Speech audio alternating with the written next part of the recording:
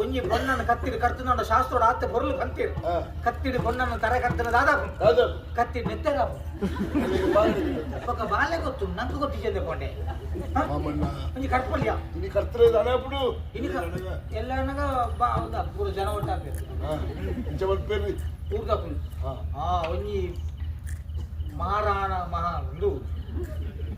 ಮಹಾರಾಜರು ದೇವರಾಜರನ್ನ பொಣ್ಣು ಇದ್ದಕ್ಕಿದ್ದಾಗೆ ಬಲ್ಲೆಯಲ್ಲಿ ಕಾಣ ಸಿಕ್ಕಂತಹ ಹೆಣ್ಣು ಇದ್ದಕ್ಕಿದ್ದಾಗೆ ಅಪ್ಪನ ಮನೆಗೆ ಬಂದು ತನ್ನ ಪ್ರಿಯತಮನ ವಿಚಾರವನ್ನು ಹೇಳಿದಾಗ ಆ ಪ್ರಿಯತಮನನ್ನು ಮದುವೆಗೆ ಒಪ್ಪಿಕೊಳ್ಳದಂತಹ ತಂದೆ ತಾನು ಪ್ರೆಷರಾಗಿ